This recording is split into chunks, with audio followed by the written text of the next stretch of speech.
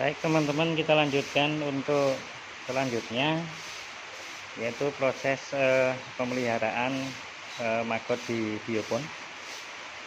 Ini kondisinya setelah kita tebar, kemudian ini usia 5 hari. Jadi indikatornya adalah biopon itu mulai kering. Jadi kalau kita pegang, ini bioponnya sudah mulai kering. Ini tandanya maggot kita sudah perlu dikasih pakan.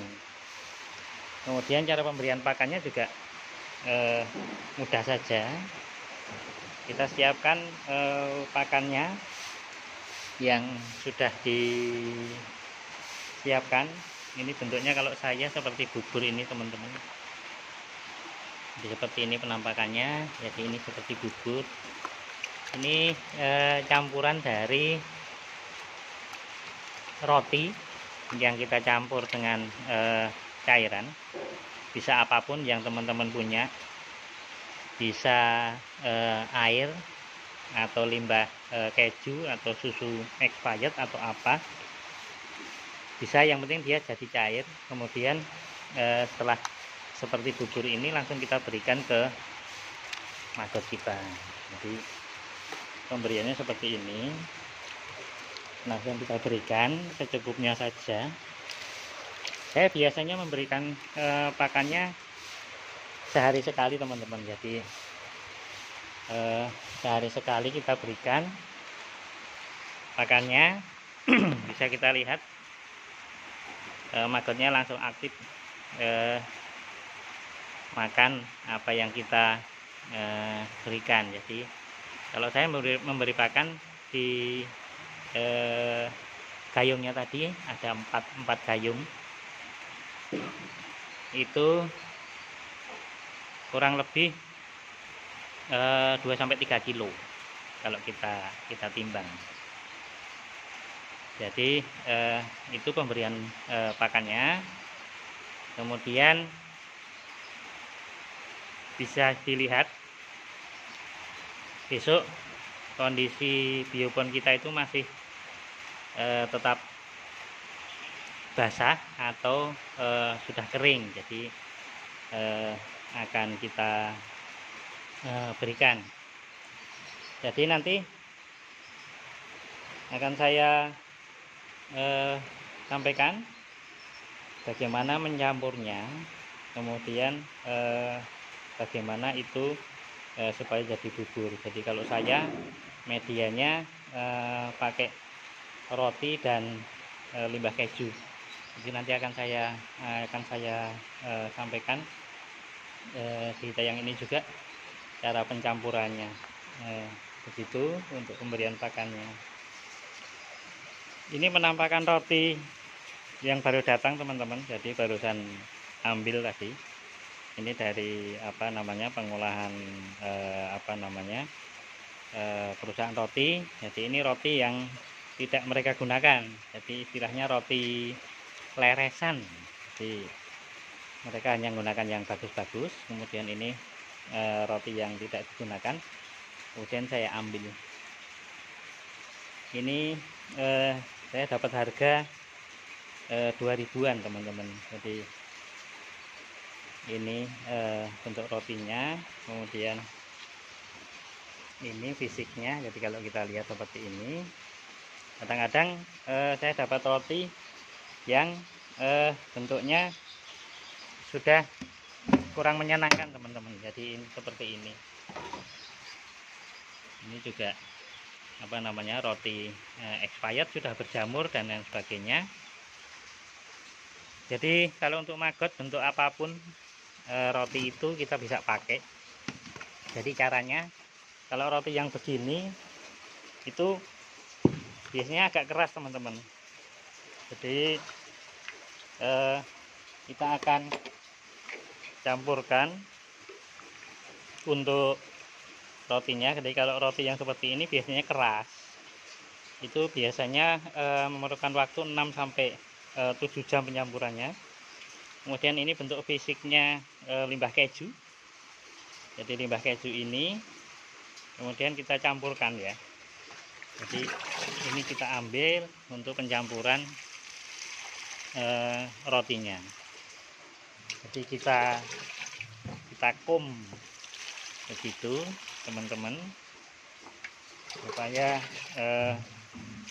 dia bisa hancur, kemudian nanti bisa tercampur sempurna. Jadi biasanya saya memberikan campurannya seperti itu, kemudian saya diamkan. Kalau saya mau memberikan pakannya sore, biasanya pagi saya berikan. Kemudian kalau saya memberikannya pagi, ya sore saya campur, kemudian pagi saya berikan. Kemudian setelah nanti dia sudah empuk, itu kita aduk saya pakai mixer teman-teman. Jadi ini dari bur, kemudian ada pencampurnya. Kalau teman-teman mencari di pasaran mungkin itu pencampur semen ya, nyampur mortal. Jadi kita aduk dulu, nanti dia akan jadi bubur seperti ini. Jadi caranya seperti itu. Setelah itu saya tambahkan ampas kelapa. Ini fisiknya ampas kelapa. Jadi ampas kelapa yang biasa itu. Jadi saya dapatnya dari perusahaan pengolahan jenang ayu. Kemudian kita tambahkan ampas kelapanya, masukkan saja, saya campurkan secukupnya. Biasanya kalau saya jadi sepenuhnya, jadi dia biasanya tepat. Atau kalau teman-teman mau detail, jadi 3 kilo roti, kemudian ampas kelapanya juga 3 kilo, kemudian sisanya itu air. Kalau teman-teman punya limbah keju, ya kita berikan limbah keju. Jadi setelah begini, kemudian kita berikan cairan. Kalau saya pakai limbah keju.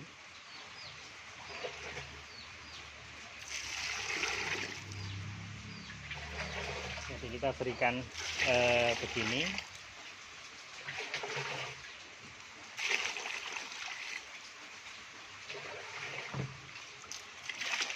Sampai penuh, dirasakan penuh, kemudian kita aduk.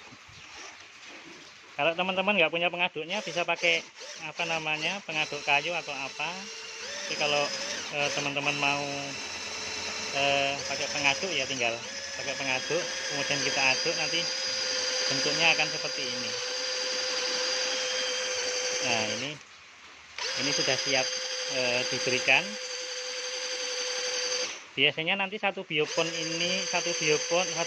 ini itu bisa untuk 4-5 biopon. Jadi lumayan hemat. Kemudian akan saya sampaikan analisa usahanya. Jadi untuk analisa usahanya pakan bagaimana, kemudian nanti berapanya gitu, itu yang akan saya sampaikan. Dan kita sama-sama teman-teman, jadi sama-sama kita usaha di Maggot ini agar kita bisa mendapat laba yang baik. Kemudian kalau teman-teman masih ragu dengan budidaya maggot, akan saya tayangkan alternatif atau gambaran secara singkatnya ya, untuk supaya lebih menarik di budidaya maggot. Jadi ini biopon itu istri saya sedang menabur baby maggot. Jadi saya akan tunjukkan ke teman-teman, ini letaknya di atas biopon maggot. Jadi ini kandang ayam, ini bentuknya. Kemudian di bawahnya ini maggot, jadi space-nya segitu, ketinggiannya kurang lebih 3 meter. Kemudian saya akan tampilkan ini fisik ayamnya. Jadi ayam ini pakai pelet maggot, pelet yang dibuat dari maggot, bahan bakunya maggot. Untuk proteinnya kemudian ditambah bahan lain. Ini saya sekedar sampaikan apa namanya, gambaran singkatnya. Nanti di channel saya berikutnya akan saya sampaikan sampai dengan bagaimana membuat pelet, bagaimana dengan pembuatan kandang, kemudian bagaimana dengan pemeliharaan ayamnya. Itu teman-teman, jadi biar teman-teman agak semangat untuk berbudidaya maggot. Jadi ini tempatnya sama ya, jadi ini maggotnya, kemudian ini kandang ayamnya, di bawahnya tidak ada kotoran yang turun, jadi semuanya di atas agar maggot kita tetap sehat, kemudian ayam kita juga sehat, cuan kita bertambah. Analisa usahanya besok akan saya sampaikan lebih lanjut. Jadi kita akan tetap fokus di budidaya maggot step by step dari awal telur sampai nanti maggot bertelur. Sementara itu dulu yang saya sampaikan teman-teman. Sampai jumpa di channel berikutnya.